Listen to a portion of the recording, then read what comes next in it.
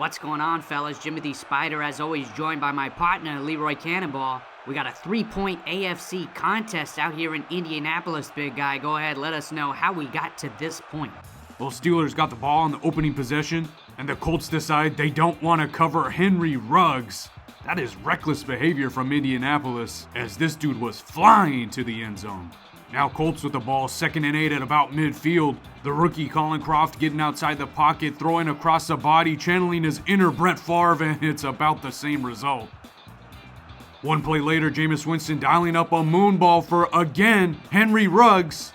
Coming down with it one-on-one. It is criminal what they are letting Henry Ruggs do out here today, Spyder.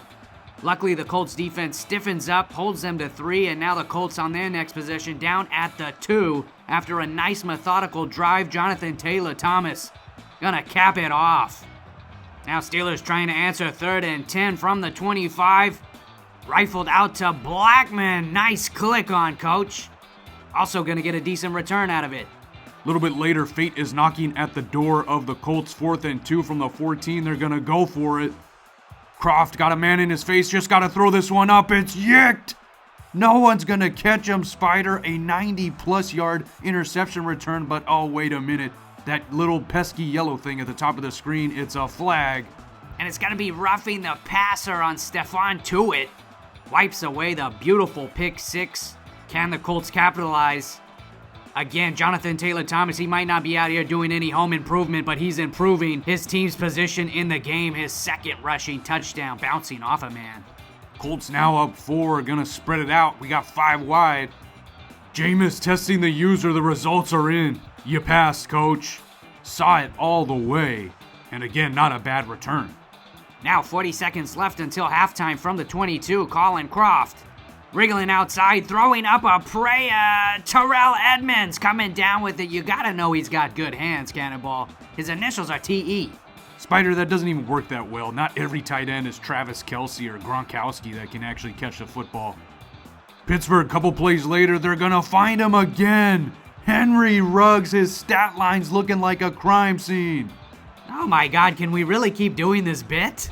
Hey, as long as Indianapolis keeps giving up these bombs to Ruggs, I'm not gonna stop with the jokes. It's too easy. After halftime, Colts down 3, broken play. Finding DJ Moore and a missed tackle on the sideline, a juke back inside. DJ Moore, 63 yards to put Indy back on top. Jameis Winston says not so fast on 3rd and 7. I got some pretty balls of my own. And puts it right between the twos on Najee Harris. And that's where we find ourselves now, just before the 4th quarter. The Colts are driving 24 yards away from the end zone. And you know, you can't make fun of my material and then use the phrase pretty balls in your segment. Spyder, I'm talking about football. You could take your homophobia and get out of this booth. I don't want to be near you. Wow, okay. I was just... Man, there was a little bit of an innuendo there, or at least I thought. Final play of the 3rd quarter is going to be a handoff to Nyheim Hines. He's going to pick up an easy 10. And Pittsburgh coming in at a perfect 5-0 against the 2-3 Colts, who started 0-3. They're on a 2-game winning streak. They love to get back to 500, especially beating one of the hottest teams in the AFC right now. They've kept them on their toes today. Just got to take a little bit better care of the football. And I think they might be able to pull this one out. Croft going to dump off to Hines. It's not going to get much. And that's going to set up 2nd and 7. Hey, you mentioned taking care of the ball a little bit better. Croft, 2 interceptions on the day, and they're both pretty ugly.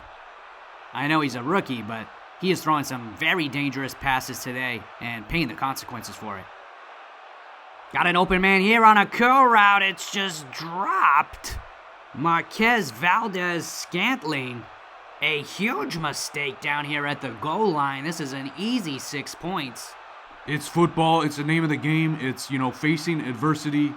Colts got to pick their heads up because this is a big 3rd and 7 here. Can't dwell on the past. Just a 3-man rush.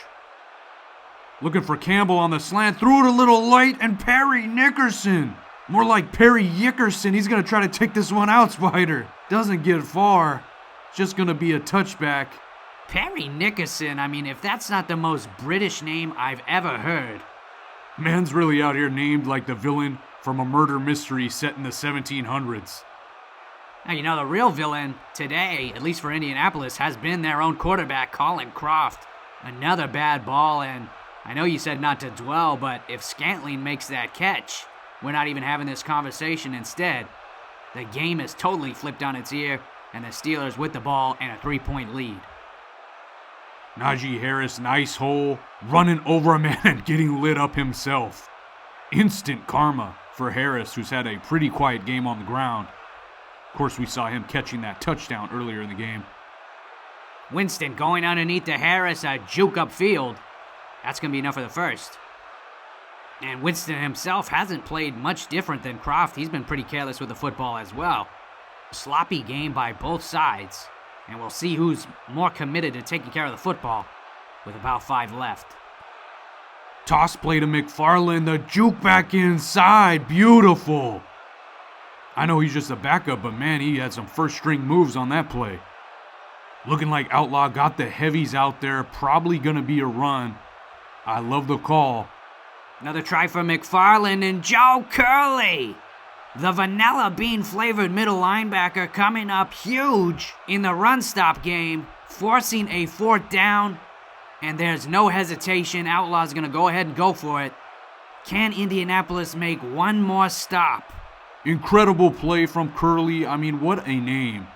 Joe Curley. You just don't hear names like this anymore, Spyder. Play of the game so far, 4th and 1. Pittsburgh, another handoff. Indianapolis, another stop. DeForest Buckner holding at the line in a goal line-esque stand from Indianapolis. I know they're at midfield, but it might as well be the goal line. They're lining up the heavies. Beat them twice. And little noobs out here, coach has got to be ecstatic getting this football back. The chance for a game-winning drive. Croft coming into this drive with 3 interceptions, has a chance to still pull out the dub and gonna hit an open DJ Moore. That's a little bit too easy, Pittsburgh. You gotta tighten up if you want to stay undefeated. Yeah, just too much space. I mean, DJ Moore is their number 1 option. It's surprising to see him out there kind of on an island by himself. I tell you what, if I'm coach, I'm looking more every play on this drive. This one's gonna be run down to the 2-minute warning. Out here in Lucas Oil Stadium, the former home of the great Peyton Manning. I know all the nephews out there see Peyton as a Bronco, but, you know, to us old heads, he is forever a Colt. All right, I'm glad you got your old guy rant out of your system. Kind of more important things going on here. Croft's going to hit the tight end on a drag route. Look at him laying men down. 25 falling down again at the end of that play. He's concussed. Oh, the NFL always takes concussions so seriously. I'm sure they will ask him half of a question on the sideline and say that he's fine to come back in. $1:20 left in this one. Snap to Croft. Now zooming out of a clean pocket, looking for someone, and he's going to get sacked. Just a 1-yard loss. Clock will continue to run. TJ Watt credited with the 1-yard sack. Pittsburgh not using their timeouts, kind of playing it like the Patriots did in that Seahawks Super Bowl, saying this is going to be the last drive no matter what. See if it works out for them. Colin Croft again bailing out of a clean pocket, looking for DJ Moore, back of the end zone, hit. Knocking the ball out at the last second. DJ Moore trying to make a play. I like the idea of throwing it up to your guy, but we got to stop bailing out of clean pockets, coach. Another 3-man rush, dropping everybody. This time standing tall, playing the pocket very well, just looking for a man here. Now deciding to take off to the right sideline, slinging it on the run, and this never had a chance. It's yicked, and who is it? Perry Nickerson for his 2nd interception of the game. A rookie mistake. Actually, the 4th rookie mistake of this game. Look at this shot, Spyder. Just getting the feet in like a wideout. Perry Nickerson hasn't made a play all year long, and he comes out here and yicks it twice in prime time and securing the 6th win for these Pittsburgh Steelers, staying undefeated. My condolences to Indianapolis. You played hard. It was a heck of a battle, and you almost knocked off a potential contender for this year's NEFL Super Bowl. Get us out of here, Spyder. thank you so much for watching. It's always nice having you with us. Wrapping up our Week 6 broadcast in partnership with the NEFL. I've been Jimothy Spyder. Of course, he's LeRoy Cannonball. We'll see you next time. We out.